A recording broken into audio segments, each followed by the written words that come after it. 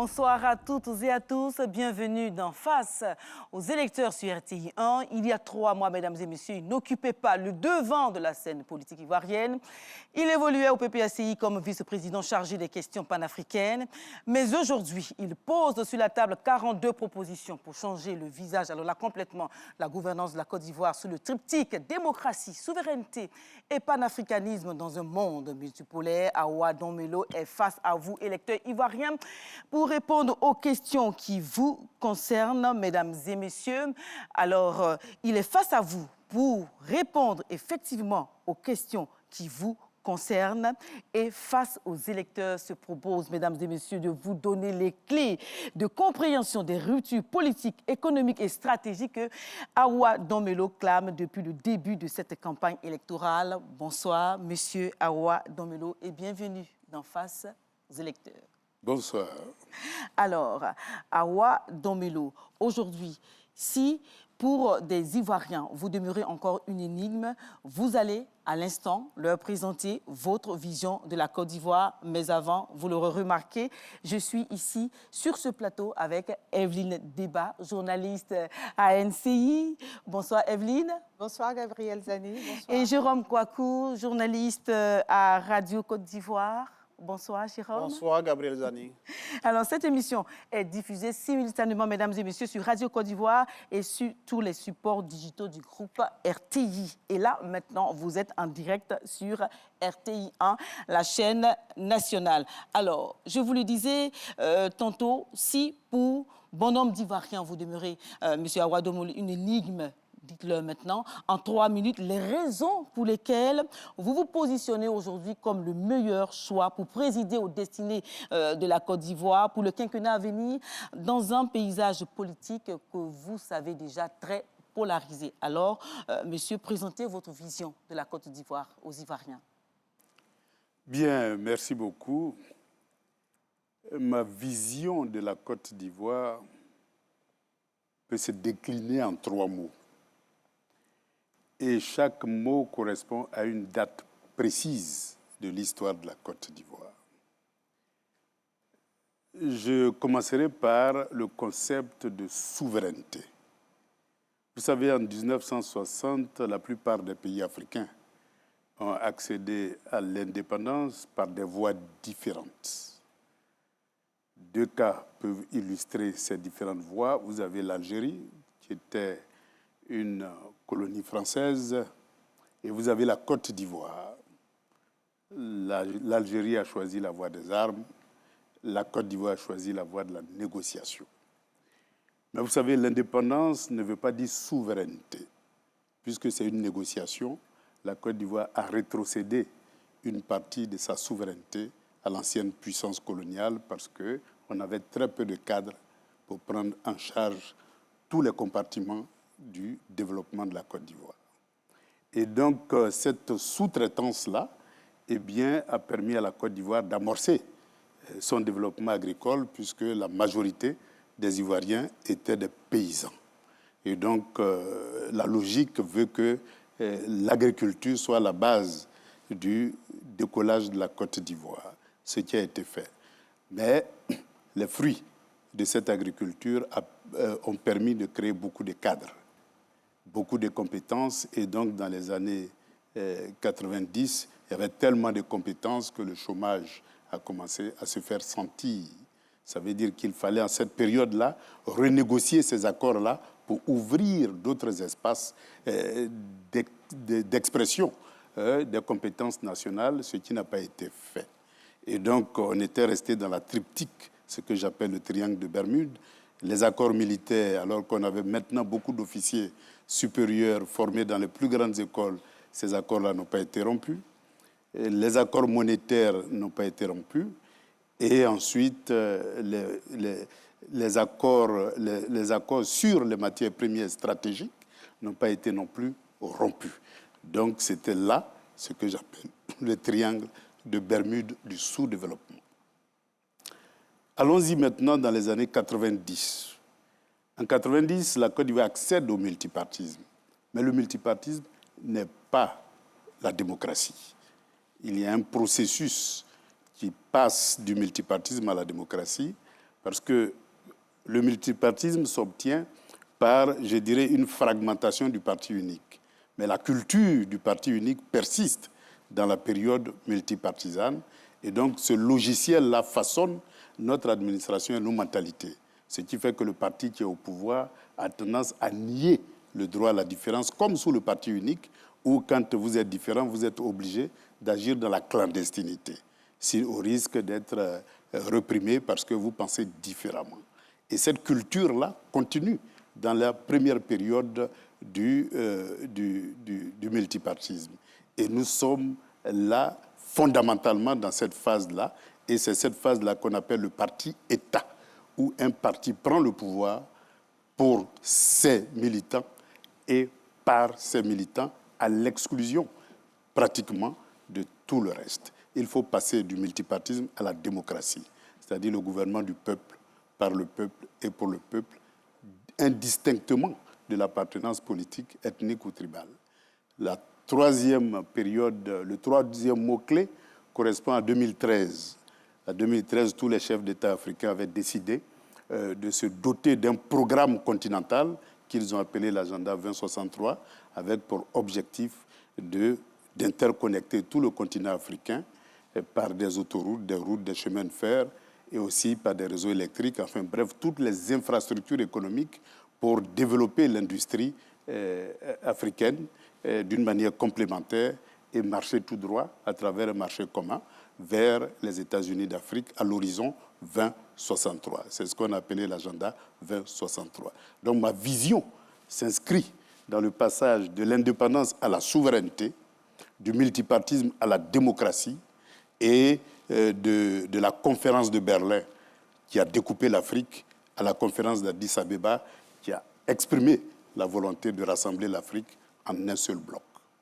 Bien, alors merci pour cette présentation et nous rentrons tout de suite dans le vif du sujet avec cette première séquence. On va l'axer sur la démocratie, une notion très chère à vous. Alors, vous avez abordé à l'instant le sujet de la démocratisation de la Côte d'Ivoire. C'est vrai que vous ne l'avez pas dit en ces termes, mais l'idée y est dans ce que vous venez de développer. Alors, vous disiez, la démocratisation de la Côte d'Ivoire est une nécessité et que cela passe nécessairement par la création d'une institution d'inclusion qui serait le reflet des forces vives de la nation ivoirienne, avec d'anciens chefs d'État, la société civile. Alors, pourquoi dites-vous cela? Est-ce à dire que la Côte d'Ivoire n'est pas une démocratie? Non, la Côte d'Ivoire est une société multipartisane qui cherche sa voie vers la démocratie. La caractéristique d'une société multipartisane qui n'est pas encore dans une société démocratique, c'est que l'appartenance politique prime sur l'appartenance à la citoyenneté ivoirienne. Et donc, au sein de l'administration, ce qu'on constate, c'est que le parti s'empare de tous les leviers de l'administration, alors que nous sommes égaux devant l'administration et que l'administration doit être le creuset de l'unité nationale et l'expression de tous les talents indépendamment de leur appartenance politique, ethnique ou religieuse. Dans la phase multipartisane, les alternances excluent ceux qui ne pensent pas et qui n'appartiennent pas au même parti au détriment, je veux dire, de l'unité nationale. Et donc, ça met en péril l'unité nationale, ça crée des murs de méfiance. Aujourd'hui, vous constaterez que on se méfie tellement que lorsque je vais chez vous, si je ne vous connais pas bien, je me méfierais de prendre même un verre d'eau. Donc vous comprenez un peu en quoi est-ce que le multipartisme qui n'a pas abouti à la démocratie crée une différenciation, une distance entre les Ivoiriens et en même temps un mur de méfiance. Alors, dans ce que vous dites là, pour briser les murs de méfiance, voilà, pour que tous les Ivoiriens soient traités au même niveau, vous pensez à la composition d'un organe assez spécial. Vous avez parlé du Conseil des sages. Alors, le pouvoir effectif d'un Conseil des sages, est-ce que ce ne serait pas une source de conflit? L'unité dans la diversité est toujours nécessaire lorsqu'on veut passer du multipartisme à la démocratie. Il y a plusieurs manières de le faire, à travers l'histoire et à travers le monde. Certains pays ont appelé ça le Conseil d'État, qui rassemble les anciens chefs d'État et les personnalités les plus influentes dans une unité dans la diversité et afin de chercher des consensus autour de tout ce qui peut diviser le pays. Et donc, aujourd'hui, en Côte d'Ivoire, ce qui divise le pays, c'est quoi? C'est la commission électorale indépendante. Et donc, s'il y a un consensus autour de la commission indépendante, eh bien, cette division-là n'existe plus entre les citoyens.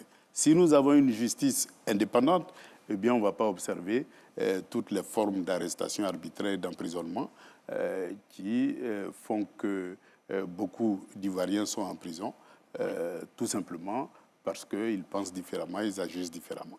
Or, si la justice agit d'une manière indépendante, comme dans une république normale, il est bien évident que le droit sera respecté dans toute sa rigueur et dans toute sa dimension. Et donc, voilà pourquoi la recherche du consensus est une manière, un véhicule pour passer du multipartisme à la démocratie. Et le Conseil des sages, qui rassemble toutes les forces politiques et toutes les franges de la société civile, constitue le véhicule nécessaire pour asseoir une démocratie durable. Awa Domelo, bonsoir. J'aimerais revenir avec vous sur deux aspects. D'abord, le Conseil des sages. Est-ce que vous ne craignez pas qu'il devienne un instrument de pouvoir fort plutôt qu'un instrument de médiation, comme vous l'expliquez? Mais je vais revenir sur l'État-parti. Vous dites, nous sommes dans un État-parti. C'est vrai, le multipartisme n'est pas la démocratie, mais le multipartisme est un pilier important de la démocratie. Et affaiblir le multipartisme pourrait également affaiblir la démocratie. Nous sommes dans un État où le multipartisme existe. Nous sommes dans un État où l'opposition est présente au Parlement. Nous sommes dans un État, vous dites, les postes sont distribués en fonction de l'appartenance au parti politique. Je ne sais pas sur quoi vous vous basez pour le dire, mais nous sommes dans un État où les Ivoiriens, quelle que soit leur religion, quelle que soit leur appartenance politique, travaillent sur toute l'étendue du territoire. Bien, merci. Peut-être qu'on n'est pas dans le même pays, mais moi je suis en Côte d'Ivoire, j'appartiens au PPACI et la plupart des cadres et même des non-cadres, des simples employés, à partir de 2011, ont été tous exclus de l'administration, d'autres en prison, d'autres en exil, et jusqu'à aujourd'hui, il y a beaucoup qui n'ont pas encore retrouvé leur emploi. Est-ce que c'est parce qu'ils étaient membres du PPACI? Est-ce qu'il n'y avait pas d'autres raisons? Parce que vous parlez d'une période, on sort d'une crise. Ben justement, c'est ça l'alternance qui n'aboutit pas à la démocratie. Ça crée l'exclusion. Et je peux vous rassurer, moi-même j'ai été en exil. Non pas parce que j'ai pris des armes pour tuer des gens, mais tout simplement parce que l'alternance n'a pas donné naissance à la démocratie, mais plutôt à une exclusion et à une division du pays, et à créer des murs de méfiance énormes entre les citoyens d'un même pays et déchirer l'unité nationale. Et aujourd'hui, on paye le prix fort de cette déchirure-là de l'unité nationale. Et si nous ne faisons pas attention, voyez un peu ce qui se passe aujourd'hui. Il y a eu un mort à Beauville, je crois, un autre mort à Bonois il y a une semaine. Vous avez des véhicules qui sont brûlés. C'est ça l'expression de la déchirure de l'unité nationale, oui. Parce que la division entre les partis politiques est telle que la tension est devenue très forte. Alors, M. Awa Domelo, vous ne pensez pas que le Conseil des sages dont vous parlez là, effectivement, peut faire naître des divergences quand on sait que les partis politiques que vous avez, l'opposition aujourd'hui, est minée par des querelles intestines, est minée par des intérêts partisans. Alors, est-ce qu'un Conseil des sages qui regrouperait tous ces partis politiques-là ne pourrait pas faire naître ces divergences-là? Surtout que vous parlez d'un Conseil des sages avec les anciens présidents. Historiquement, vous savez, vous avez le dialogue national. Quand il y avait une crise, convoquait le dialogue national et cherchait un consensus. Et il y a eu les accords de Marcoussis en 2002, après la crise du coup d'État manqué. Eh bien, il y a eu les accords de Marcoussis. Bon, c'était un consensus entre toutes les forces politiques pour asseoir un processus inclusif pour aller aux élections de 2010. Et donc, ça a eu lieu. Et dans les pays, on peut citer plusieurs exemples. dans les pays qui, souvent, ont connu de grandes crises, on convoque ce qu'on appelle le dialogue national. C'est une forme de consensus. La conférence nationale, c'est une forme de consensus. Mais en Côte d'Ivoire... On peut même convoquer... Mais désolé, en Côte d'Ivoire, vous savez très bien comment est fini aujourd'hui le dialogue politique entre les partis politiques ivoiriens. Vous le savez très bien. Les conclusions n'ont pas été acceptées. C'est pour ça qu'il faut l'institutionnaliser. Parce que les rencontres épisodiques, non institutionnalisées, non contraignantes dans leurs décisions, conduisent à l'insatisfaction. Alors, dites-nous quel serait le statut de ce Conseil des sages. Exactement. Ce statut-là, lorsqu'il y a consensus, ça s'impose à toute la nation. Et donc, lorsqu'il y a consensus autour des membres du Conseil constitutionnel, cela s'impose. Est-ce que le Conseil des sages va faire des recommandations? Ce sera consultatif ou bien aura un pouvoir répressif, un pouvoir d'imposer le respect des textes aux partis politiques en présence? Prenons un cas simple. Les accords de Marcoussis. Les accords de Marcoussis ont fait l'objet d'un consensus et l'Assemblée nationale l'a adopté. Et ça s'est imposé à toutes les institutions de la République. Les conférences nationales dans les années 90 ont abouti à des accords et ça s'est imposé à toutes les institutions de la République. Et donc, lorsqu'il y a consensus, évidemment, il est bien évident que toutes les institutions de la République, représentées par leurs différents partis politiques, adoptent ce consensus-là et ça s'impose à toute la nation. Voilà comment on crée un consensus autour de tout ce qui divise. Et c'est comme ça qu'on peut bâtir une véritable démocratie. Oui, mais la question que j'ai posée, c'est que... Oui, allez-y. Monsieur le candidat Awa Dombo, pour bien vous suivre et permettre aux Ivoiriens de bien vous comprendre sur cette création du Conseil des sages, dites-nous, est-ce que ce sera une autre institution? Est-ce que c'est un organe indépendant au moment où on parle de coupe budgétaire? Ce Conseil, il sera quoi? Une institution de plus ou pas? Je préfère couper le Conseil économique et social et mettre en place un conseil. C'est-à-dire, avec vous, il y a des institutions de la République qui vont disparaître? Oui, il y a des institutions. Il y a eu depuis 2011 une inflation d'instituts, des structures de l'État. Il faut les auditer et puis savoir ce qui est nécessaire, ce qui n'est pas nécessaire, et revoir, je dirais, le corps de notre administration. Parce qu'il y a beaucoup d'institutions, de loin, que j'observe, mais qui, pour moi, ne sont pas utiles. Alors, pour préciser sa question, il a dit, est-ce que le Conseil des sages sera une institution de plus? Est-ce que ça sera juste pour faire des recommandations, pour faire des suggestions? C'est un organe indépendant ou pas? Ça sera une institution de la République. C'est comme les conseils d'État dans plusieurs pays du monde. C'est comme le conseil... en Iran, ils appellent ça les gardiens de la République. Dans d'autres pays, ça prend d'autres noms. Au Ghana, ça existe. Il y a un conseil qui rassemble les anciens chefs d'État. En période de crise, c'est ceux-là qui dénouent les crises. Et donc, c'est une institution qui va exister au même titre que celle qui existe dans le monde et qui aura pour rôle de chercher des consensus autour de tout ce qui... Et qui va exister pendant combien de temps? Est-ce que vous définissez son existence dans une période? Institution de la République. Même qu'on a créé la commission électorale indépendante, elle n'existe pas que pendant les périodes électorales. Avec quel budget, vous me demandez là le budget. Le budget sera connu dès lors qu'on va chiffrer, notre programme. Lorsqu'on va le chiffrer, on vous dira combien ça coûte. Alors, une question pour fixer votre position par rapport à votre ancien parti politique. Est-ce que vous prévoyez de confier votre victoire si vous êtes élu au PPACI? Je suis un candidat indépendant. Mon objectif stratégique, c'est de rassembler les Ivoiriens indépendamment de leur appartenance politique pour faire passer de la Côte d'Ivoire du multipartisme à la démocratie. Et seul un candidat qui n'est pas otage d'un parti politique peut mettre en synergie l'ensemble des forces politiques vous et oubliez sociales. que vous avez, étiez membre du PPACI. vous avez proposé, vous avez confié votre candidature au PPACI. Vous avez tenu la main, vous avez tendu la main au FPI qui n'a pas répondu positivement. Au PDCI de Tigantiam, vous savez la réponse que vous avez obtenue. Alors, moi, je pose la question de façon très nette. Est-ce que vous prévoyez, monsieur, de confier votre victoire au PPACI si vous êtes élu? Je confierai ma victoire au peuple de Côte d'Ivoire, indépendamment de leur appartenance politique. Et les citoyens comprendront, parce que lorsqu'on parle de passage du multipartisme à la démocratie, il faut savoir que dans le multipartisme, la population est l'otage des partis politiques.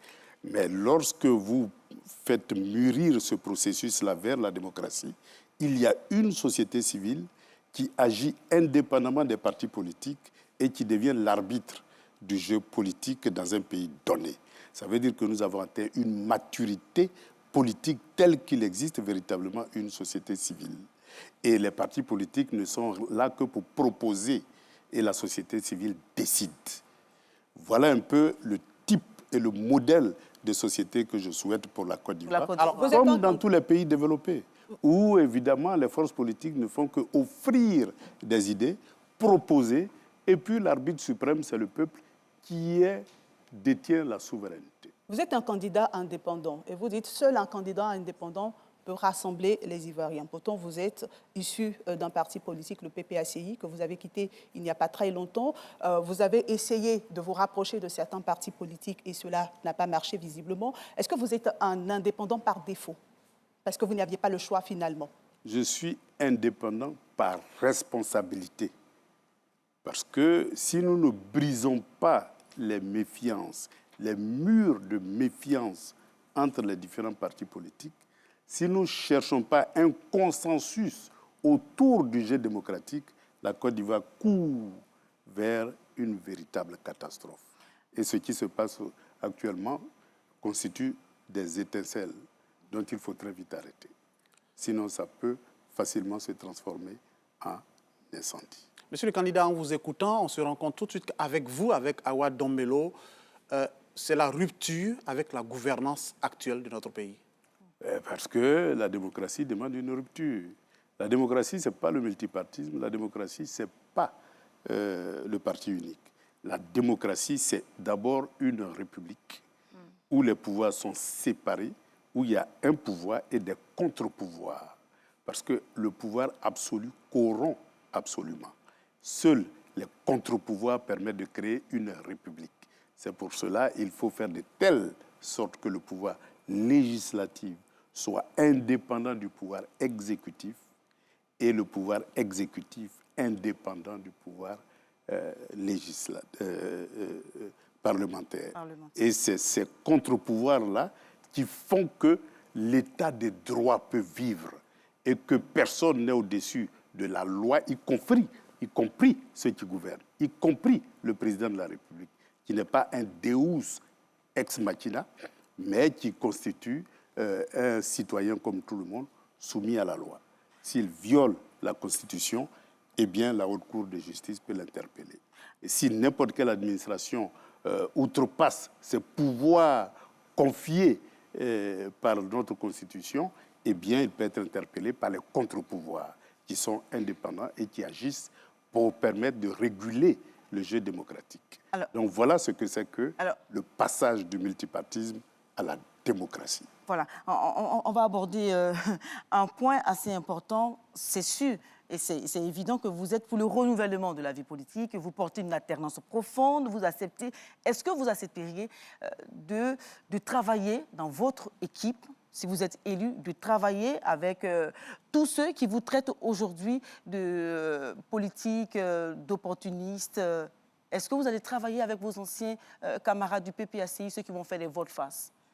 Vous savez, j'ai commencé la politique en 1983 et j'ai été directeur général du Bureau national d'études techniques et de développement.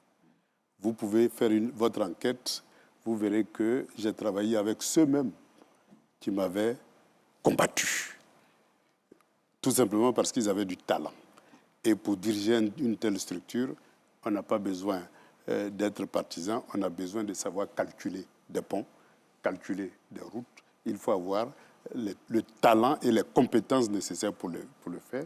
Et j'ai choisi mes collaborateurs indépendamment de leur appartenance politique, uniquement sur la base de leurs compétences. Alors, et des gens qui m'ont combattu. D'autres même ont contribué à me faire envoyer de l'Institut national polytechnique de Yamoussoukro. Mais je travaille avec eux. Awa Domelo, j'aimerais qu'on aborde un point de vos opérations stratégiques, dont la Côte d'Ivoire démocratique que vous voulez construire. Vous parlez de prendre une loi d'amnistie générale pour la libération des prisonniers civils, des prisonniers politiques, militaires liés à la crise post-électorale de 2021. Vous incluez des sanctions qui frapperaient des candidats à la présidentielle. Ma question, est-ce qu'avec une loi d'amnistie générale, on ne vient pas institutionnaliser l'impunité? Non. Si vous lisez bien le programme, vous verrez que je propose, je dirais, une justice transitionnelle. Cette justice transitionnelle, justement, sera pilotée par le Conseil des sages qui va se décliner dans toutes les localités pour que, depuis que nous sommes en crise, c'est-à-dire depuis les années 99, avec toutes les crises que nous avons connues jusque maintenant, que les victimes soient face à leur bourreau et qu'on identifie les préjudices qui ont été causés aux uns aux autres, qu'on répare ces préjudices-là et que les bourreaux demandent pardon et que les victimes acceptent ou refusent pour que le processus continue jusqu'à ce qu'on aboutisse à une véritable réconciliation nationale par une justice transitionnelle. Il y a eu le CDVR qui avait été mis en place en 2012. Eh bien, ce CDVR-là a fait un grand boulot. J'ai même lu la totalité des conclusions de ce CDVR, mais il n'y a pas eu de relais institutionnel. Il y a eu des tentatives de réparation, mais qui n'ont pas concerné l'ensemble des victimes. Et aujourd'hui, le résultat est là. Eh bien, la méfiance entre les Ivoiriens continue de croître et nous devons briser ces murs de méfiance-là pour recoller la Côte d'Ivoire et bâtir la patrie de la vraie fraternité. La loi d'amnistie générale ne va-t-elle pas fragiliser l'autorité judiciaire? Pas du tout, puisqu'il y a une justice transitionnelle qui est aussi une forme de judiciarisation des victimes et donc une forme de prise en compte des préoccupations des uns et des autres et une forme de réparation des injustices que les victimes ont subies pendant toutes ces périodes de crise-là. Et donc, il n'y a pas d'impunité. Il y a tout simplement un processus de vérité, de justice et de réconciliation. Est-ce que justement sur la réconciliation, votre regard sur ce qui se passe aujourd'hui en Côte d'Ivoire, est-ce que notre pays a l'image d'un pays réconcilié? Non, pas du tout. Je vous ai parlé des murs de méfiance qui existent et de la distance qui augmente entre les partis politiques et de la crise dont les étincelles sont visibles sous nos yeux. Et donc, il y a une tension tellement forte qu'aujourd'hui, eh bien, les Ivoiriens se regardent vraiment comme des personnes qui ne vivent même pas dans le même pays. C'est-à-dire, ils se côtoient, mais ils ne fraternisent pas. Je vous ai dit tout de suite que même quand vous allez chez quelqu'un, vous avez même peur de boire de l'eau ou de manger chez la personne. Tout simplement parce qu'il y a une certaine méfiance qui frise même, je vais dire, l'adversité. Et ça, ce n'est pas bon pour un pays. Il faut créer la patrie, la vraie fraternité, comme par le passé. Dans la réconciliation nationale que vous voulez bâtir, dans cette loi d'amnistie générale, vous incluez des candidats à la présidentielle de 2025. Est-ce que nous sommes vraiment en train de travailler sur la démocratie ou bien c'est un moyen pour vous de vous rapprocher, de vous dédouaner auprès de votre ancien mentor, Laurent Gbagbo? L'état de droit ne concerne pas des individus. C'est un état de droit. Parce que la justice aujourd'hui est instrumentalisée dans le cadre du parti-État, où le pouvoir absolu gangrène l'ensemble des institutions de la République et il y a un régime présidentialiste qui écrase les contre-pouvoirs. Voilà pourquoi il y a des abus de pouvoir et l'exclusion des différents candidats de la République, de ma lecture, constitue des abus de pouvoir. Et donc, pour moi, il faut réparer ces abus-là en présentant une loi tout simplement pour aller progressivement vers l'état de droit. L'état de droit ne se préoccupe pas des individus. C'est le droit qui doit être dit.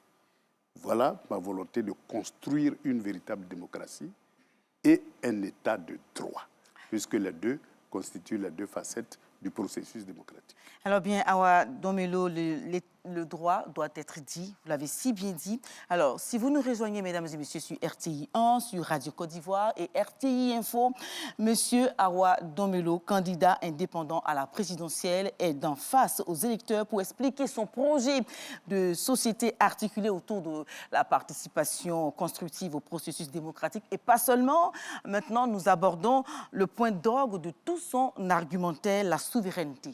Il réclame la nécessité de reprendre le contrôle des leviers économiques et stratégiques, étant, lui, bien entendu, le garant d'un nouveau modèle de développement. Alors, pour comprendre bien ce pan de votre projet, il est utile, M. Awa Domelo, de fixer dans la mémoire collective le terme de souveraineté. Alors, dites-nous, que doit-on comprendre par souveraineté et comment se décline-t-elle?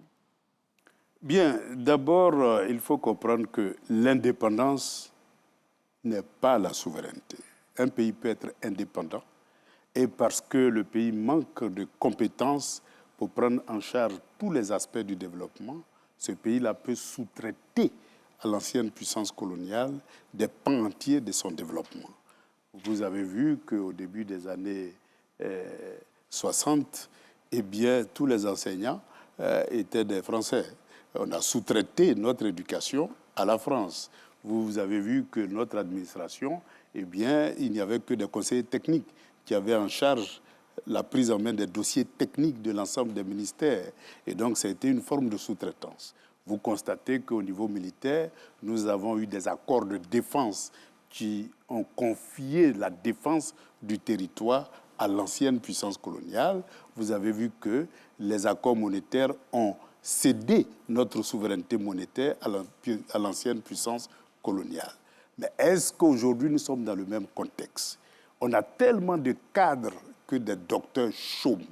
Donc ce que nous avons sous-traité hier, il faut les reprendre aujourd'hui pour que le développement de la Côte d'Ivoire soit l'œuvre des Ivoiriens eux-mêmes. Voilà le sens profond de la souveraineté. Et donc dans le secteur de la défense, il faut reprendre tout simplement en annulant ces accords de défense. Dans le domaine monétaire, il y a tout un processus qui a été engagé pour créer une monnaie sous-régionale. Il est temps de se libérer des accords monétaires passés, qui sont des reliques de la colonisation. Et donc, cette liberté-là va permettre d'asseoir une monnaie souveraine sous-régionale. Et donc, en matière de développement économique, eh bien, lorsque vous regardez tous les contrats de concession, eh bien, ces contrats de concession-là, parce que les secteurs stratégiques faisaient partie des accords de défense, eh bien, vous voyez que c'est des contrats qui sont à la limite, respectent la règle 20-80, c'est-à-dire 80 pour l'extérieur, 20 pour le national.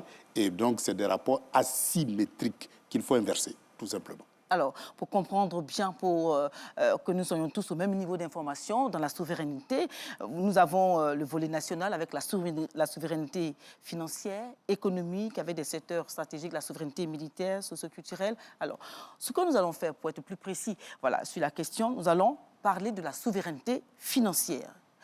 Est-ce que là, la création d'un fonds souverain que vous avez parlé, dont vous avez parlé devant le patronat et dans bien d'autres circonstances, ne pourrait pas se heurter à des difficultés de financement et de gestion compte tenu de l'endettement public trop élevé que vous avez déjà souligné? C'est d'abord quoi, ce fonds souverain, voilà. C'est quoi? Ben, vous savez, les pays arabes, qui étaient des pays très pauvres, c'était des pays de nomades qui n'avaient que le pétrole comme seule richesse.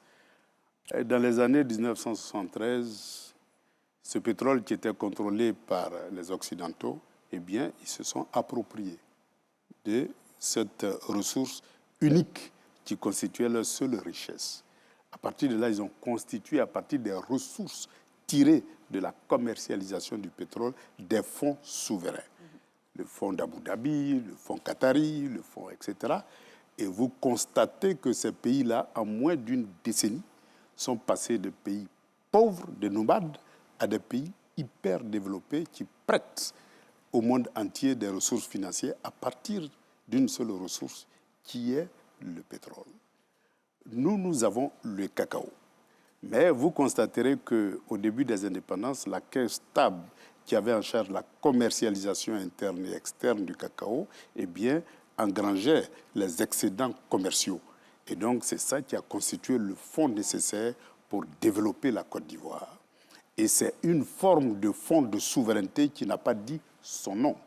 Et donc, à l'instar des pays arabes, à l'instar de ce que nous avons fait pendant les 20 premières années de notre indépendance, eh bien, il faut faire revivre un fonds souverain en partage. Parce que depuis 2011, il faut constater, c'est réel, une croissance de 7%.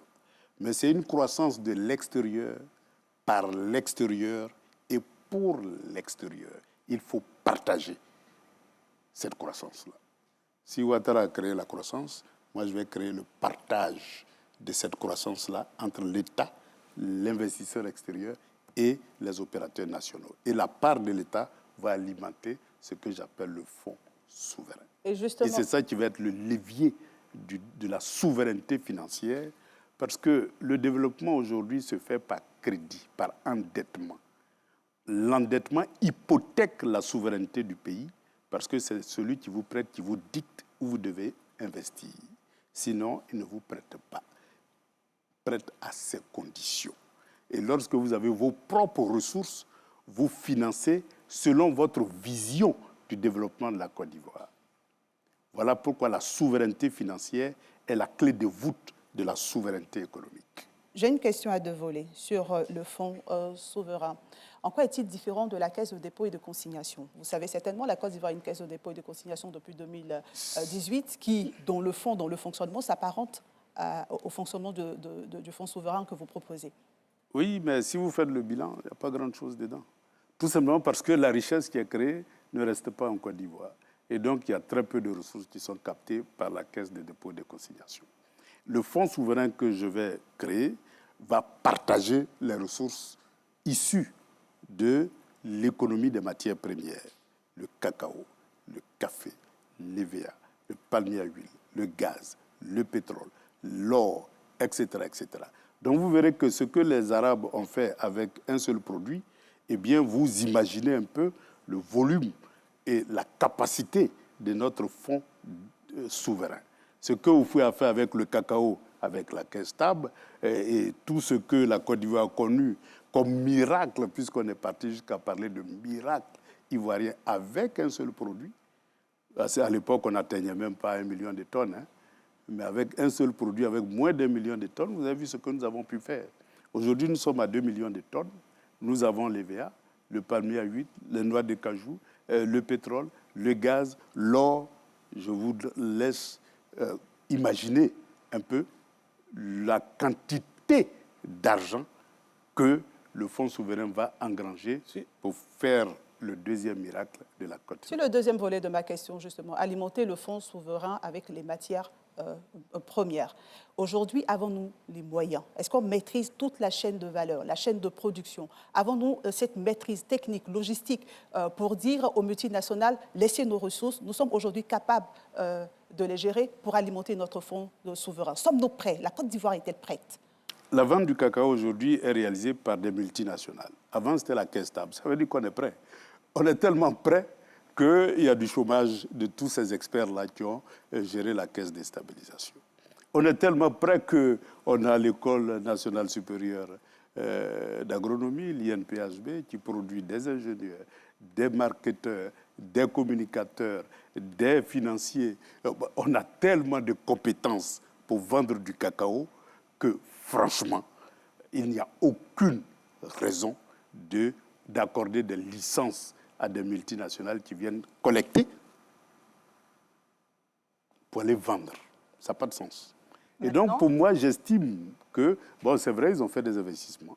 Donc, on ne va pas les exproprier. Ils auront leur part.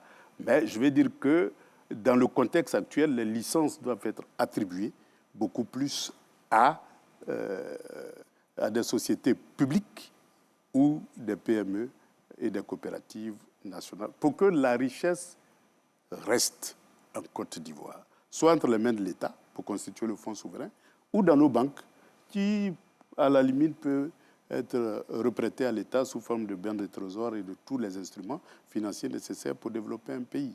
Comme ça, les ressources internes financent le développement. Et nous sommes même prêts à constituer des banques internationales pour contribuer à la construction du panafricanisme. Monsieur le candidat, justement pour alimenter ce fonds souverain, vous serez obligé de faire des coupes. Alors, est-ce qu'avec Awa Dombello... Des coupes? Oui, je Des parle coupes budgétaires? Vous verrez. J'ai fini. Non, c'est une licence. J'ai fini, vous verrez. J'ai dit, vous avez la licence. J'ai fini ma question et vous... J'annule la licence, je donne à Y. Il n'y a pas de coupe. Je veux dire, pour financer le fonds souverain, cela signifie qu'avec Awa Dombello, par exemple, le cacao coûte aujourd'hui 2800 francs CFA. Félix Houphouët-Boigny, pour donc alimenter la caisse de stabilisation, c'est là que je parle de coupe, a dû stabiliser le prix et le surplus était reversé à la caisse de stabilisation. Est-ce qu'avec vous, le cacao coûte 2800 aux producteurs? C'est ce que le président a fait. Est-ce qu'avec vous, ce ne sera plus le cas? Il faudra faire des retenues. Et donc, forcément, avec vous, les prix pourraient baisser. Je parle de partager. Partager, ça veut dire quoi? Vous avez des paysans qui peuvent... Avant, les paysans ne savaient pas lire et écrire. Hein.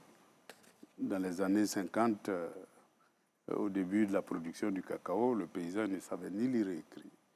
Ils ont eu cette intelligence-là de mettre leurs enfants à l'école, où il y a des docteurs, des fils de paysans qui sont docteurs, commerçants.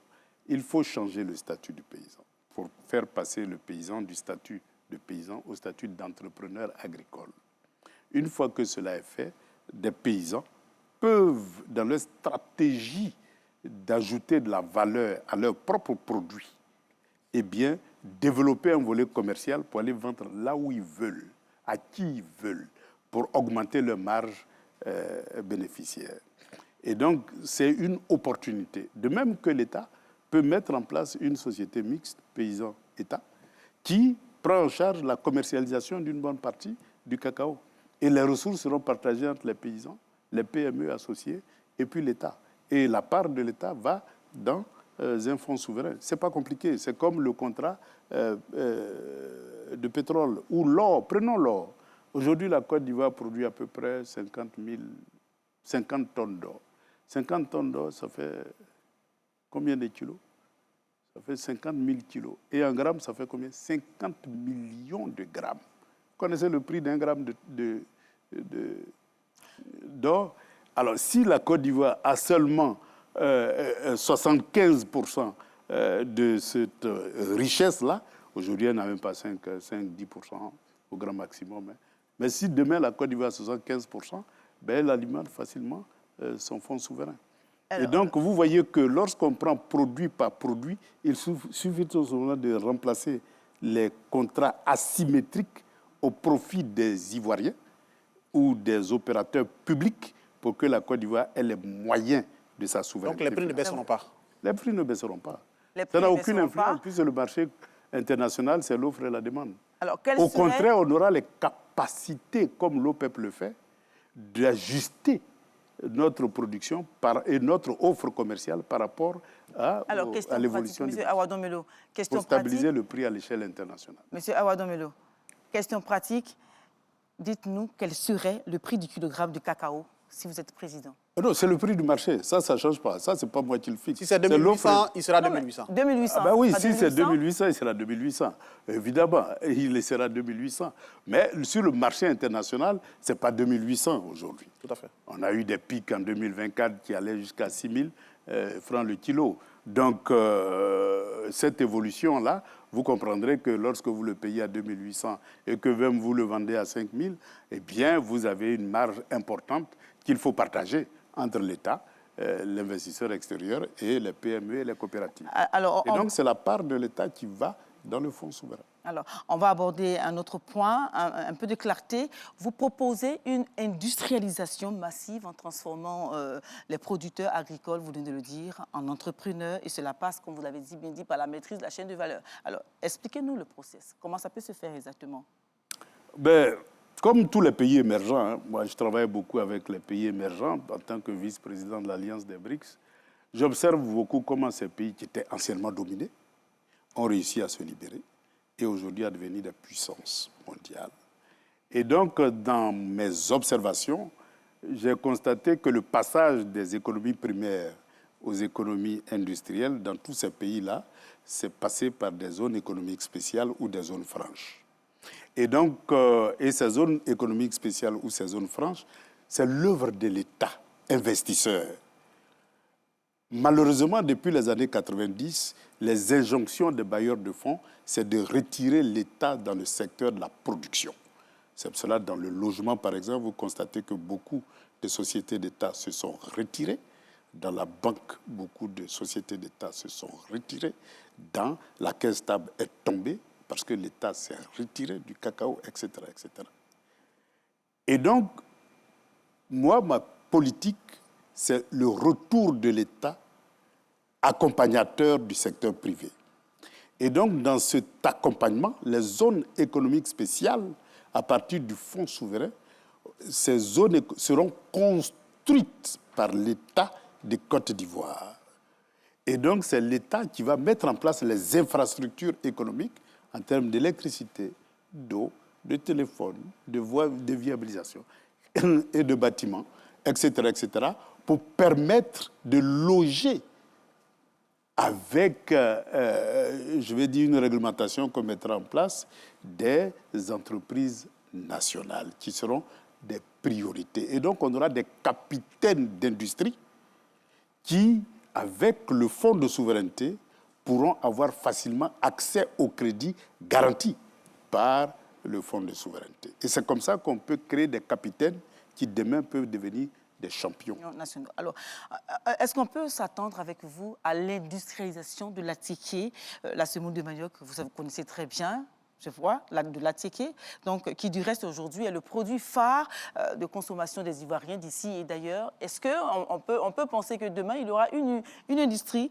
voilà, une usine de fabrication de l'attiqué en Côte d'Ivoire, de façon très concrète? Oui, la Côte d'Ivoire sera un pays industrialisé parce qu'on aura les moyens d'investir. Oui. Et donc, aucune matière première, je dis bien aucune matière première, ne peut être mise sous le marché de la consommation sans passer par une unité de conditionnement ou de transformation.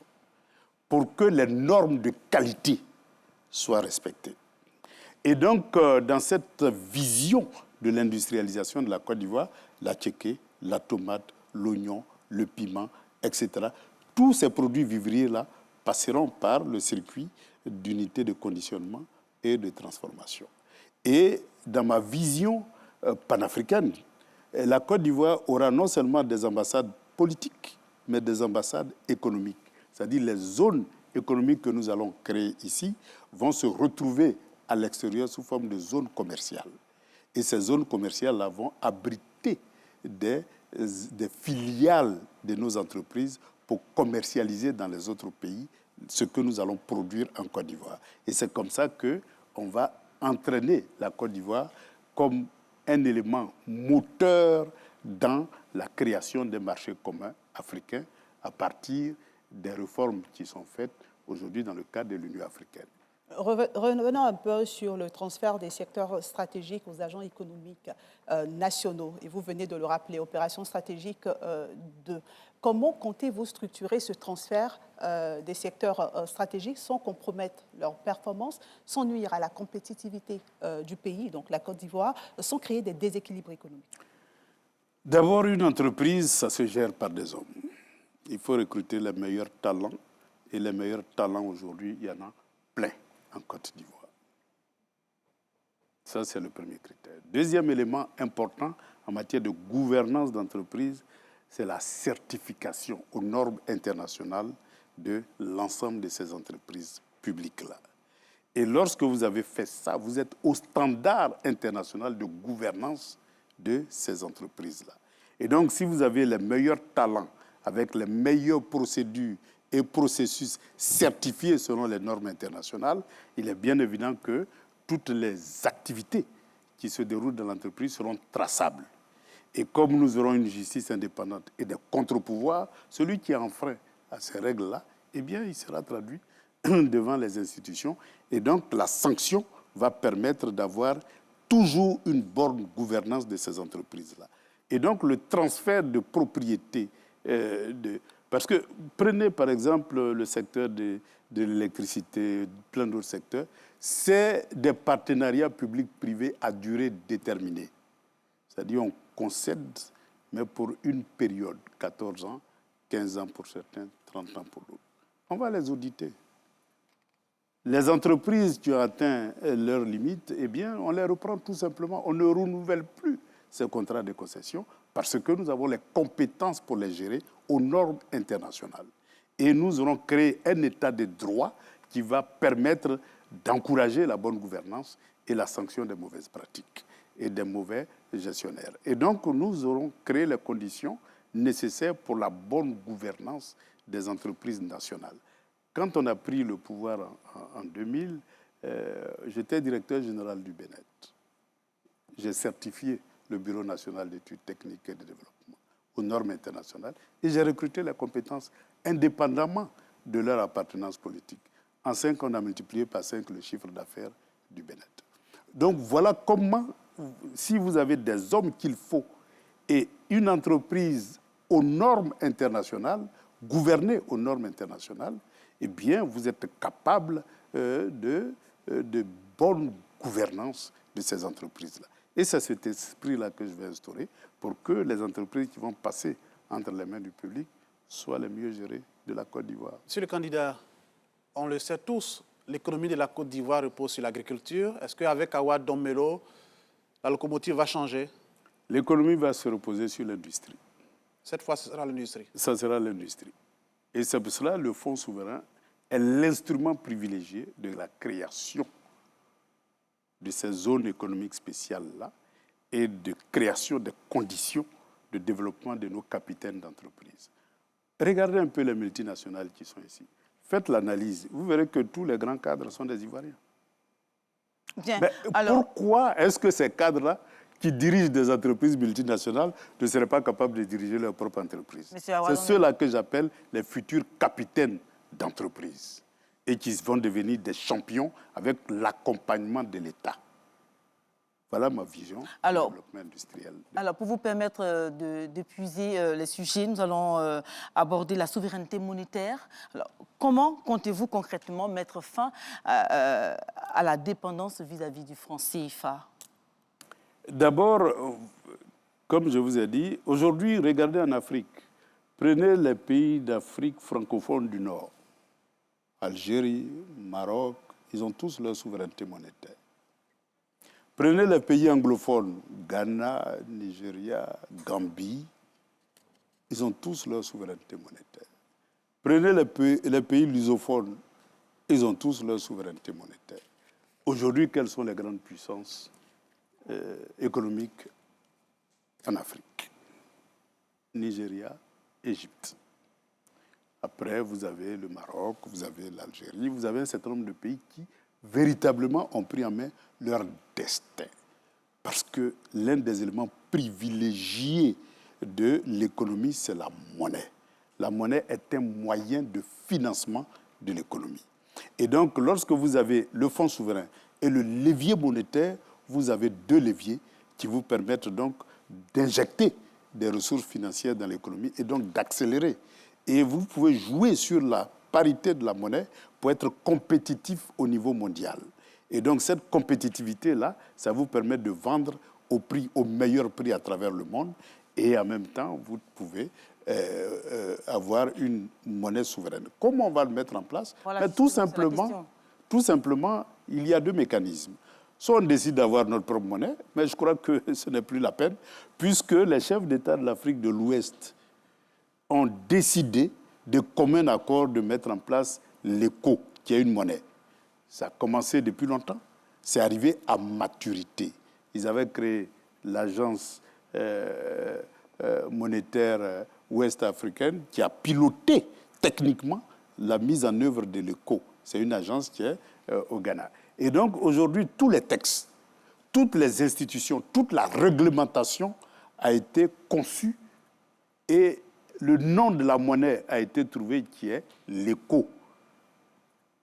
Il reste tout simplement que les pays qui sont rattachés monétairement à l'ancienne puissance coloniale annulent leur rattachement et décident de lancer l'ECO, pour que l'ECO se mette en place.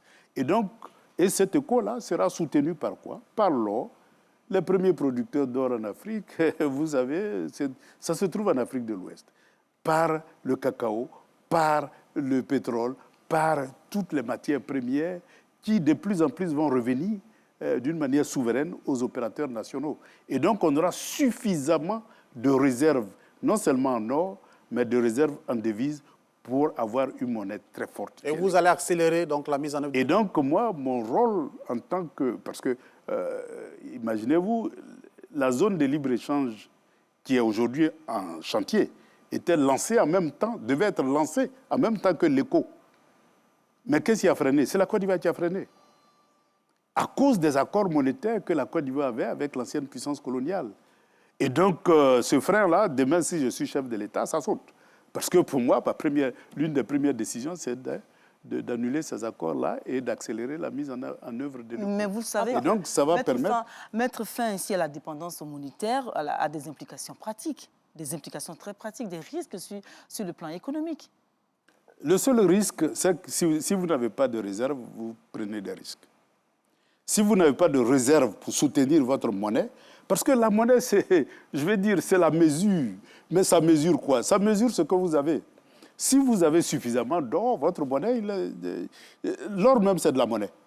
Donc, à la limite même, vous indexez votre monnaie sur l'or, eh bien, cela veut donc dire que quand vous serez au pouvoir, quand vous prendrez les rênes de la Côte d'Ivoire, il y aura donc un temps pour la mise en place de ce...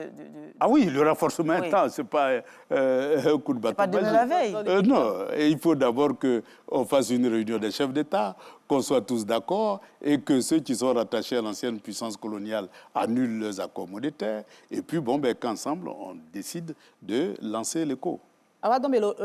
Mais ça, je vais dire que c'est purement technique.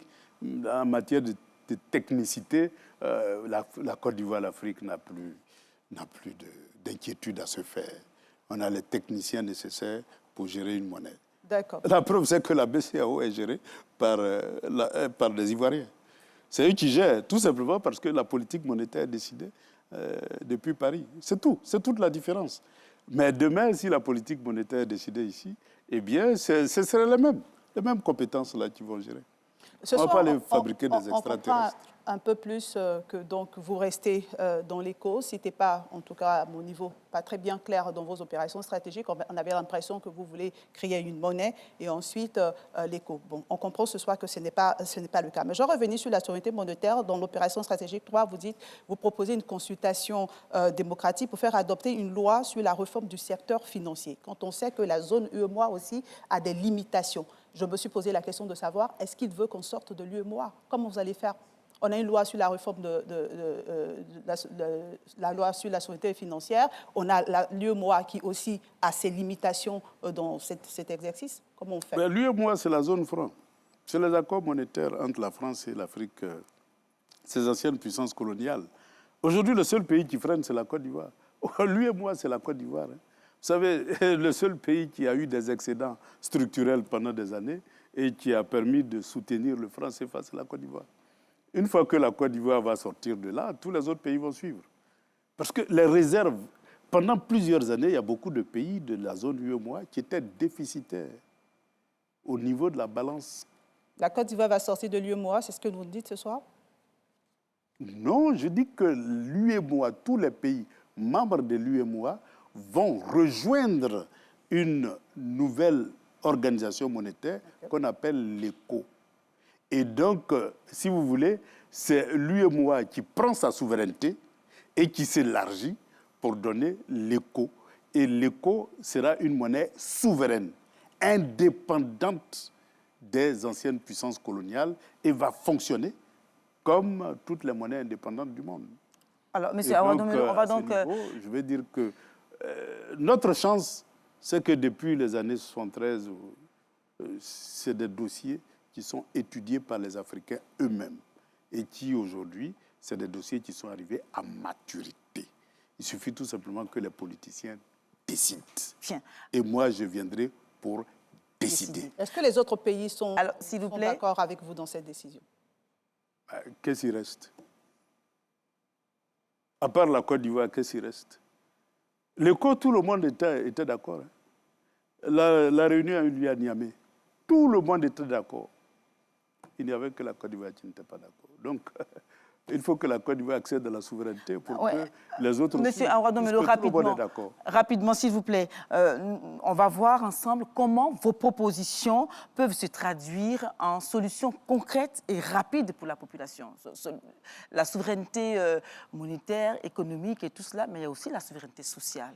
Alors, exactement. Voilà. Comment donc mettre en pratique tout ce que vous faites comme réforme pour que l'Ivoirien sente cela dans son pouvoir d'achat, dans peut-être la santé, dans l'éducation, dans l'eau, dans l'électricité, dans l'emploi des jeunes. Alors, dites-nous aujourd'hui comment l'Ivoirien peut s'en sortir avec toutes ces réformes-là? Comment ça va se faire? Ça va se faire aussi simplement. Le développement industriel, ce serait l'œuvre des capitaines d'industrie ivoiriens qui vont employer les jeunes talents qui sortent de nos écoles. Et parce que la souveraineté a deux dimensions. Une dimension collective, une dimension individuelle. La dimension individuelle, c'est que chaque individu doit être capable de se prendre en charge et non dépendre d'autrui. Et donc, cette prise en charge-là peut se faire de deux façons. Soit vous êtes un capitaine d'entreprise, vous prenez en charge, ou bien vous êtes un salarié bien rémunéré et d'une manière durable. Vous êtes souverain, socialement. Et donc, cette souveraineté va vous permettre de payer vos cotisations sociales. Et vous aurez accès donc à la santé pour tous. Vous aurez accès à des plans épargne logement qui vous permettront d'accéder au logement et vous aurez accès à des prêts qui vous permettent de mieux prendre en Monsieur charge Aouad Domelo, la vie. certains observateurs pensent que c'est vrai que votre approche de planification, d'expertise reste rigoureuse.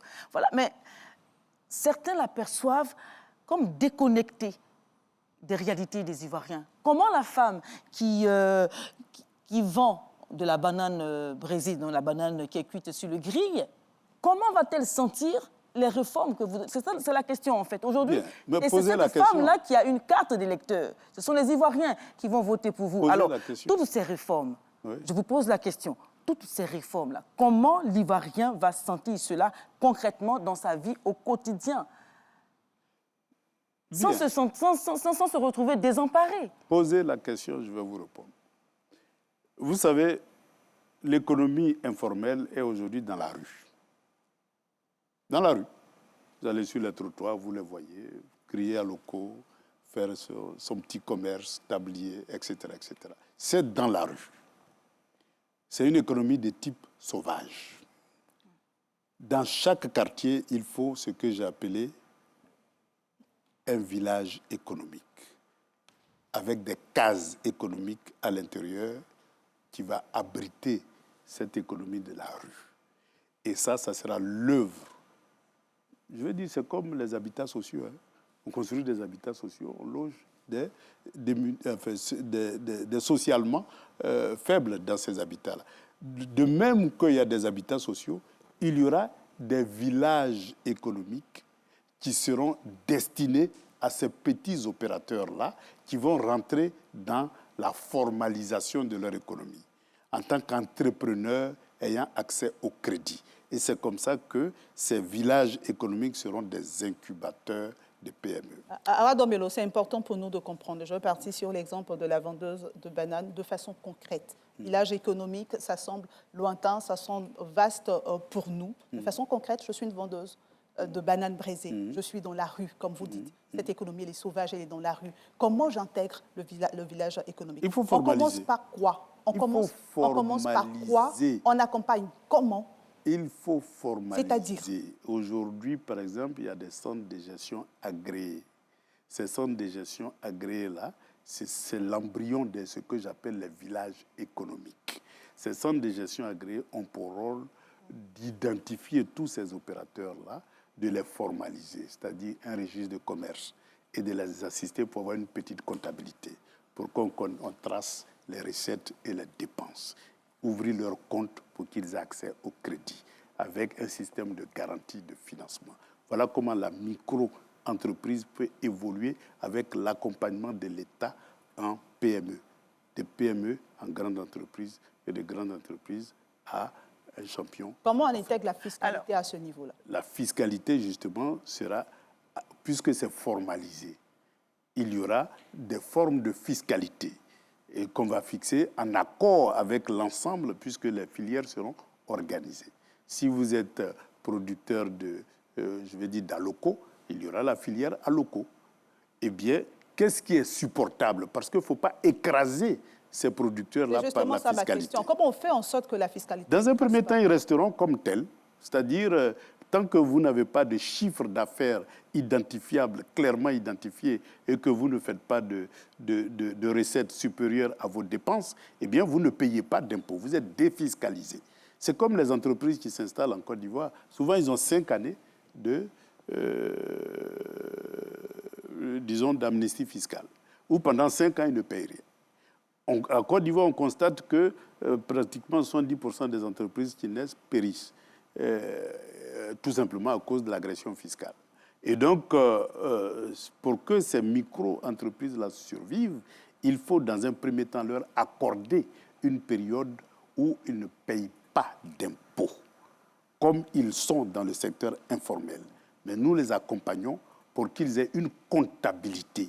Et progressivement, eh bien, le code d'investissement lié au village économique va prévoir à quel moment précis vous êtes redevable vis-à-vis de l'État. C'est comme si on vous a accompagné, maintenant vous devez rembourser. Ce n'est que justice. Ça permet donc d'asseoir une fiscalité, soit sous forme de TVA, soit sous forme d'impôt unique, parce qu'il ne faut pas mélanger avec toute cette armada d'impôts pour compliquer leur existence. Vous imposez un taux unique, supportable par les recettes de l'entreprise. Et puis c'est comme ça que vous accompagnez les entreprises. La souveraineté telle que vous l'envisagez, moi j'ai bien peur, parce que qui dit souveraineté parle de rupture, et toute rupture laisse forcément des séquelles.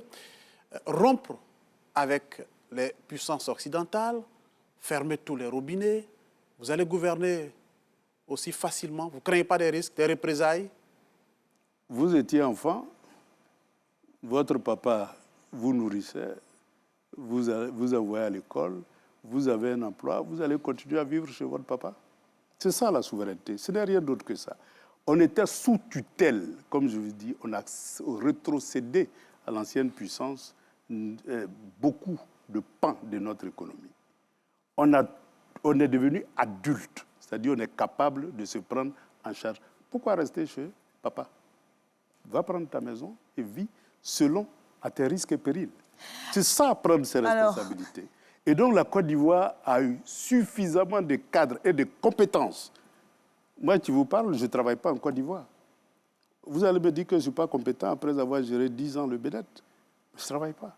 Donc ça veut dire que les cadres comme moi, il y en a beaucoup qui sont capables de prendre en main le destin de la Côte d'Ivoire. Est-ce que vous êtes à la recherche d'un emploi? Non, je ne suis pas là. Je travaille à Moscou. Donc, je ne suis pas à la recherche d'un emploi. Donc, est-ce que vous avez dit je ne travaille pas en Côte d'Ivoire? Moi, j'aimerais bien, avec toute l'expérience que j'ai accumulée, on va donc évoluer. J'aimerais bien servir mon pays. C'est pour ça que je suis candidat. Juste question de compréhension, monsieur le candidat. Est-ce que la souveraineté telle que vous l'envisagez ne ressemble pas un peu au nationalisme dans un monde un peu plus ouvert? Non, non, non. La souveraineté, la France est souveraine, elle n'est pas nationaliste.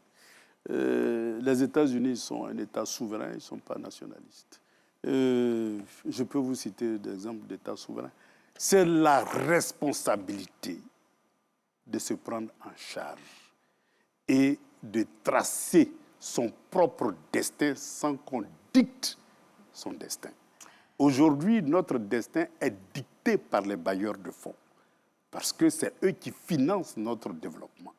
Et donc, lorsque vous êtes dans une telle situation, vous n'êtes pas souverain. Ce que je souhaite, c'est justement de mettre en place un fonds souverain pour se déconnecter de ces bailleurs de fonds, pour que nous dictons à nous-mêmes le destin, le chemin que nous allons emprunter. Est-ce qu'on a peur de se prendre en charge? Ne soyons pas l'esclave qui, une fois libéré, veut retourner chez son maître. Monsieur Awa Domelo, on va y revenir. Nous sommes capables de prendre. On va y revenir. Alors, et donc, nous n'avons pas envie de retourner chez notre. Eh bien, mesdames et messieurs. C'est pas du nationalisme, c'est de la. Monsieur Awa Domelo, on va y revenir. Vous êtes lancé, on va y revenir, pardonnez-moi de vous interrompre, d'évoluer dans le discours, dans votre discours électoral pour permettre aux Ivoiriens de vous connaître un peu plus. Alors, donc, eh bien, merci, mesdames et messieurs, de nous suivre sur RTI 1 et c'est sur les chaînes du groupe RTI que ça se passe en première. Et bien sûr, diffusé sur d'autres chaînes qui reprennent ce direct avec des échanges avec monsieur Awa Domelo, candidat indépendant donc à la présidentielle. L'autre point fort de votre discours, c'est le panafricanisme et qui est aussi lié à la souveraineté. Donc, on n'a pas perdu de temps, on revient sur cet aspect. Alors, votre orientation stratégique, c'est quoi? C'est l'intégration sous-régionale avec d'autres réformes pour construire un avenir commun, un destin commun à l'échelle du continent. Alors, dites-nous, comment renforcer le commerce intra-africain? Hein? Comment vous acquiescez? Effectivement, comment donc le faire avec des produits locaux? Comment vous allez y arriver? C'est ce qui se passe aujourd'hui à l'échelle embryonnaire. Notre industrie a pour premier marché les pays membres de l'AES. Et donc, demain, si nous sommes un pays industrialisé, c'est-à-dire si nous réussissons à industrialiser tous nos produits, notre premier marché, ce sera l'Afrique de l'Ouest d'abord, et puis ensuite tout le continent africain. C'est là le processus de panafricanisation de notre économie. Tout simplement parce que lorsqu'on le constate, aujourd'hui, nous avons quelques industries en Côte d'Ivoire. Quand nous transformons, nous produisons, eh bien, on ne va pas vendre en France parce que ce qu'on produit là, eux, ils produisent ça déjà là-bas. On va vendre dans des pays qui ne produisent pas la même chose. Et pour qu'on puisse vendre, il faut être compétitif par rapport à ce qui se fait de l'extérieur. Et donc, pour nous, le marché naturel des pays africains qui s'industrialisent, c'est d'abord le continent africain. Ce n'est pas ceux qui produisent la même chose que vous qui vont venir acheter vos produits. C'est justement dans le processus d'industrialisation du continent africain d'une manière complémentaire qui va favoriser les échanges intra-africains. Comme on est sur la question du panafricanisme, oui, j'ai besoin de comprendre. Dans vos opérations stratégiques, vous proposez une loi, une loi cadre sur le panafricanisme. Oui. Et ce soir, moi, j'ai besoin de comprendre. Oui. Le panafricanisme, vous parlez de panafricanisme, vous parlez de construction d'un État démocratique. Est-ce que c'est compatible? Le panafricanisme est-il compatible avec la démocratie si, comme certains le définissent, c'est une révolution contre tout ce qui n'est pas africain, y compris la démocratie? Quelle est votre compréhension, vous-même, d'abord, du panafricanisme? Est-ce qu'il y a incompatibilité, incohérence dans votre programme? Je vous ai dit d'entrée de jeu qu'en 2013, les chefs d'État africains ont adopté l'agenda 2063. L'objectif stratégique de cet agenda-là, c'est d'accompagner l'industrialisation des pays africains. Parce que les pays africains, dans le cadre des rapports de production au niveau mondial, ont été consacrés aux matières premières. Et nous avons épuisé cette phase de l'économie des matières premières. Nous devons passer à la seconde phase de l'économie des matières grises, parce qu'on en a suffisamment pour piloter des entreprises et des industries. Et donc, dans ce cadre-là, les chefs d'État ont dit leur premier marché, c'est l'Afrique.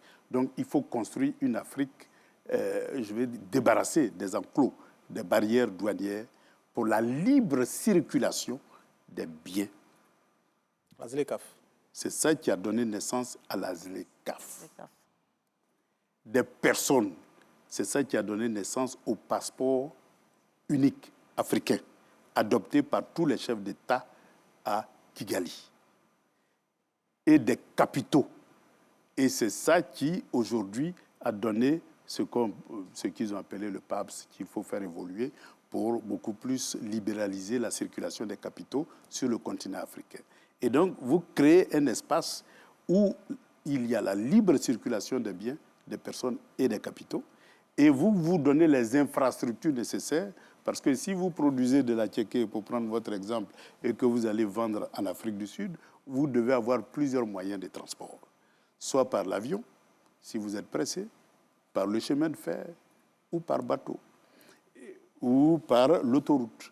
Et donc, ces infrastructures communautaires-là, c'est ça qui constitue le paquet infrastructurel de l'agenda 2063.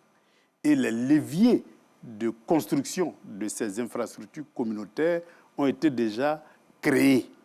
Il y a eu la création de la Banque africaine d'investissement ayant pour siège en Libye. Il y a eu le Fonds monétaire africain, parce que quand vous commercez entre États qui n'a pas encore sa propre monnaie, eh bien, il faut réguler. C'est-à-dire, si vous vendez, par exemple, à un pays qui n'a pas de devise pour vous payer, il faut se procurer ces devises-là sous forme de prêt auprès du Fonds monétaire africain pour payer votre commande. Et donc, le Fonds monétaire africain est là pour réguler le commerce entre les États africains et son siège est à Yaoundé. Et puis, vous avez, en dernier ressort, la Banque centrale africaine, qui a pour siège Lagos, qui, à terme, est chargée d'émettre une monnaie africaine commune qu'on appelle l'ECO. Donc, voilà les institutions panafricaines qui doivent prendre en charge le financement. Mais on ne va pas attendre, nous, Côte d'Ivoire, la mise en œuvre de ces instruments-là. C'est pour ça que nous avons décidé de faire des grandes villes frontalières à la Côte d'Ivoire des points de départ de l'interconnexion avec nos voisins immédiats. Le Mans sera connecté au Libéria par chemin de fer et par autoroute. Mans sera connecté à la Guinée par chemin de fer et autoroute. Et il y aura une zone industrielle à Mans qui va produire et qui va vendre non seulement pour la Côte d'Ivoire, mais aussi pour ses pays voisins.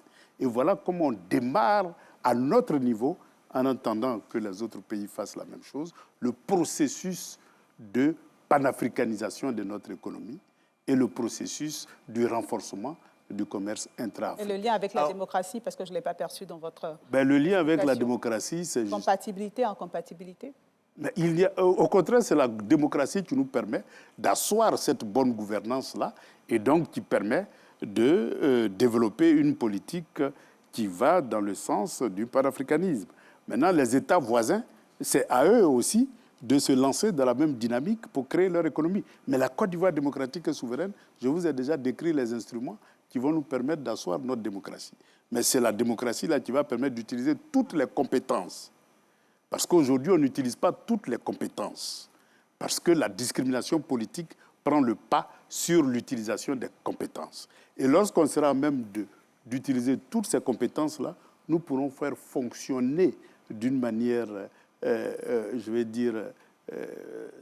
d'une manière efficace l'ensemble de ces outils économiques que nous allons mettre en place. Alors, M. Awadomelo, pour permettre d'amorcer le il y a des États, processus panafricain voilà, de notre économie. S'il vous plaît, il y a des États qui ont encore des attaches avec d'anciennes puissances coloniales et dont les économies sont dépendent forcément de ces liens-là. Alors, quelle politique mettriez-vous en place pour tirer ces pays qui ont ces attaches vers votre idéal et rejoindre la Côte d'Ivoire? C'est à eux de prendre leurs responsabilités. Nous servirons d'exemple pour montrer que si vous êtes souverain, voilà ce que vous allez devenir. Et donc, c'est à chaque peuple de prendre sa souveraineté. Parce que la souveraineté, c'est d'abord une volonté du peuple, par le peuple et pour le peuple. Donc, nous ne sommes pas là pour nous ingérer. Nous sommes là pour servir d'exemple aux autres, pour que les autres empruntent la même voie que nous. Autrement dit, votre vision des États-Unis d'Afrique, ce n'est qu'un vœu. Non, 2063. Ce n'est pas un vœu pour moi. Hein. C'est les chefs d'État africains, toutes tendances confondues, qui se sont réunis pour produire l'agenda 2063. Ce n'est pas un programme de Domelo. Non, mais justement, vous, en tant que président de la République de Côte d'Ivoire, qu'est-ce que vous allez faire, justement? Mais justement, créer, puisque la première phase, c'est les infrastructures. Je crée un chemin de fer qui relie Mans à la Guinée, parce que la Guinée est en train de faire un chemin de fer qui vient à la frontière de la Côte d'Ivoire. Moi, je vais faire un chemin de fer pour connecter avec ce chemin de fer-là. Ça crée une route économique entre la Côte d'Ivoire et le pays voisin. Et donc, si je produis en Côte d'Ivoire, je peux aller vendre chez le voisin. Voilà une simple opération qui me permet de me connecter à la Guinée. De même, il y a un chemin de fer de Buchanan à la frontière de la Côte d'Ivoire, enfin Guinée-Côte d'Ivoire. Je crée un chemin de fer, le même chemin de fer là, je crée une autre branche qui permet de me rattacher au chemin de fer du Libéria qui va au port de Buchanan. Et donc, ça crée un système d'échange entre la Côte d'Ivoire et les deux pays voisins. Donc, ce que nous produisons en Côte d'Ivoire, nous pouvons aller facilement vendre. C'est comme aujourd'hui, la Côte d'Ivoire est reliée au Burkina par le chemin de fer. Et vous voyez l'ampleur des échanges entre le Burkina et la Côte d'Ivoire. De même, lorsqu'on va réaliser ces chemins de fer-là, eh bien, vous verrez que ça va amplifier les rapports économiques entre la Côte d'Ivoire et ses voisins. Et c'est la même chose que nous allons faire avec les autres villes frontalières, à Boasso, avec le Ghana, le Togo et le Bénin. Vous avez San Pedro avec le Libéria, la Sierra Leone et les autres pays qui sont à côté. Le Korogo avec l'AES, les pays membres de l'AES.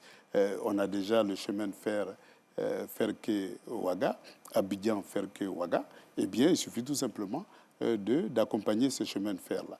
Et donc, notre politique de développement des infrastructures va être une politique couplée. On ne fera plus des autoroutes seules.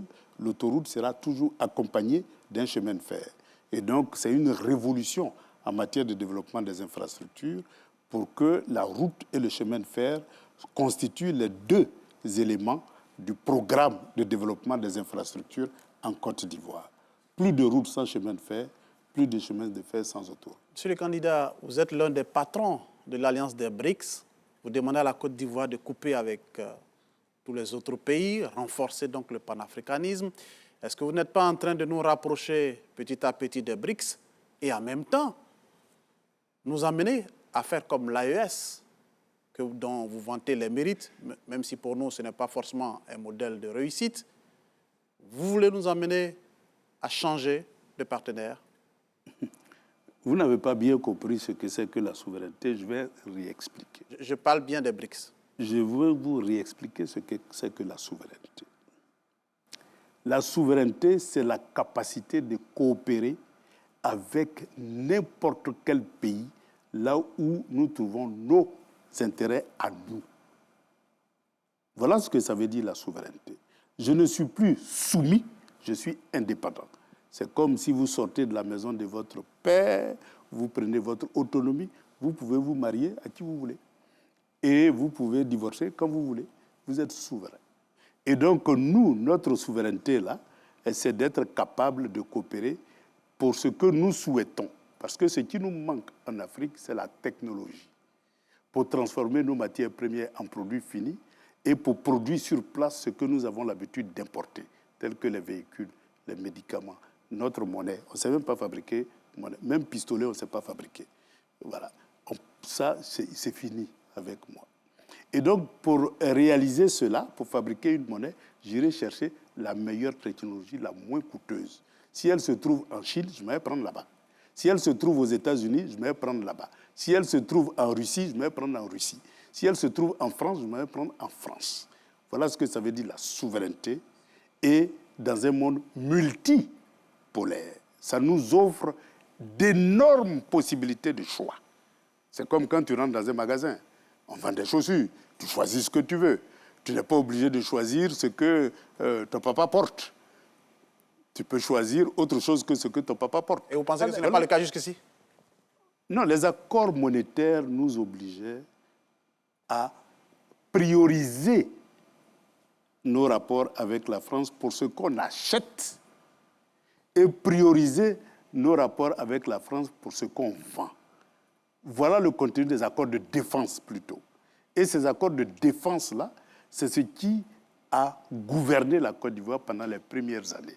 C'est-à-dire prioriser nos rapports avec l'ancienne puissance coloniale. C'est écrit noir sur blanc. Je n'invente pas. Vous lisez les accords de 61, c'est écrit noir sur blanc. Mais ces accords ont évolué, vous le savez. Ben justement, c'est pour ça qu'il faut les annuler. Parce que tant que vous ne les avez pas annulés, l'esprit de l'accord existe toujours. Et lorsque vous avez un fusil sur la tempe, c'est celui qui tient le fusil qui vous dicte ce que vous devez faire. Est-ce qu'on a toujours le fusil sur la tempe quand on sait que, en ce qui concerne les accords de défense aujourd'hui entre la Côte d'Ivoire et la France, puisque c'est de la France que vous parlez, ce sont des accords qui se limitent aujourd'hui à la formation, quand on sait que le 43e BUMA n'est plus en Côte d'Ivoire. Mais je veux peut-être finir ma question et vous allez réagir dessus. Vous dites diversification de partenaires. Je suis souverain, j'ai la possibilité d'aller vers un autre partenaire. Pourquoi donc dans cette diversification parler de rupture? Pourquoi faut-il absolument... annulation. Mais pourquoi une annulation? Mais parce que je veux coopérer avec tout le monde. Pourquoi ne pas la garder comme partenaire et coopérer non, avec d'autres? C'est un partenariat privilégié. C'est comme si la France exerçait un monopole en matière de fourniture et de formation en matière de défense. Voilà le contenu d'un accord privilégié. Et donc cet accord privilégié-là est régi par des articles qui sont dans l'accord de défense. Voilà. Par exemple, la France a la liberté d'utiliser notre espace aérien, terrestre et maritime. Nous nous approvisionnons en priorité auprès de la France pour nos munitions, nos armes et notre formation. Voilà le contenu.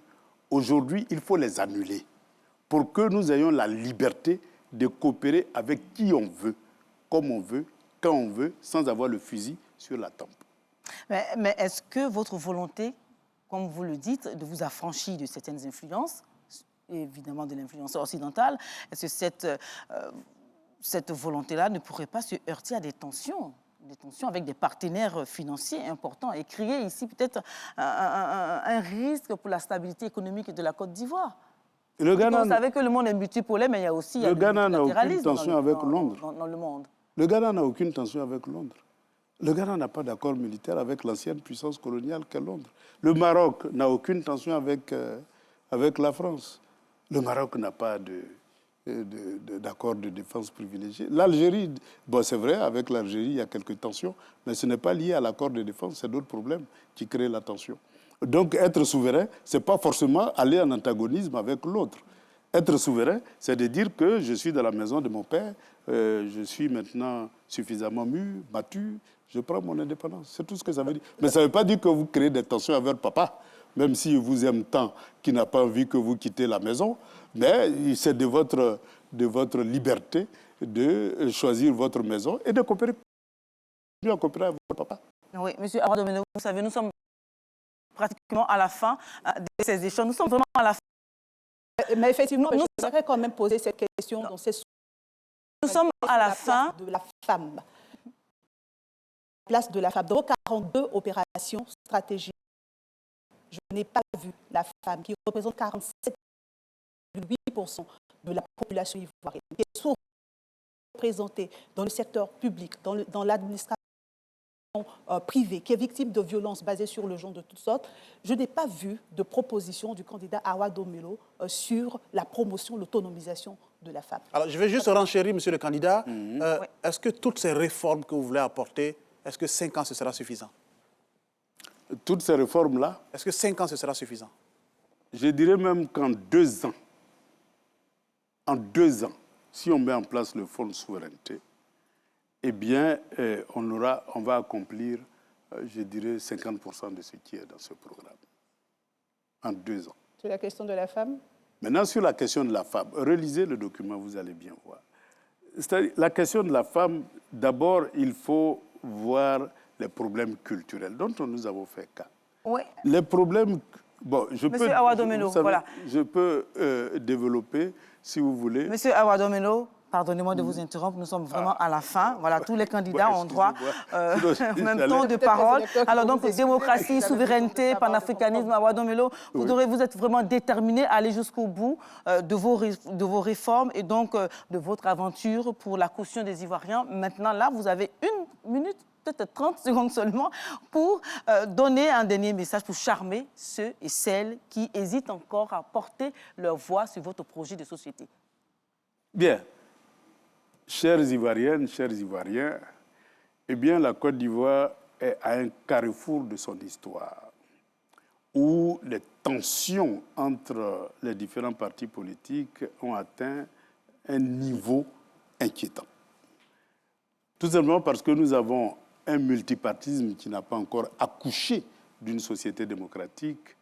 Eh bien, prenons conscience que nous avons le devoir de passer du multipartisme à la démocratie. Et je vous demande donc d'aller aux urnes pour voter celui qui est capable de porter ce projet-là. Et prenons conscience que nous avons une économie dominée, développée de l'extérieur, par l'extérieur et pour l'extérieur, laissant dans la pauvreté la majorité des Ivoiriens.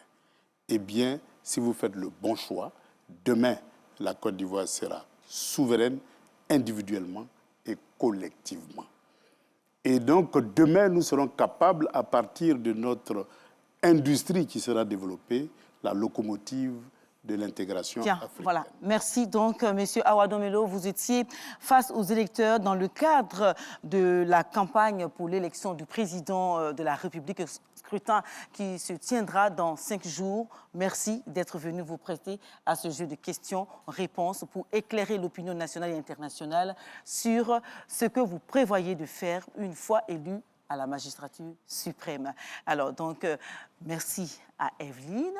Merci à Jérôme Kouakou, Evelyne Débat, journaliste à NCI, Jérôme Kouakou, journaliste à Radio Côte d'Ivoire. Merci d'être venu apporter vos contributions pour l'enrichissement de ce débat. Merci aussi à la régie qui a rendu tout cela possible. Et enfin, mesdames et messieurs, merci de nous avoir suivis et restez avec nous sur la chaîne qui rassemble.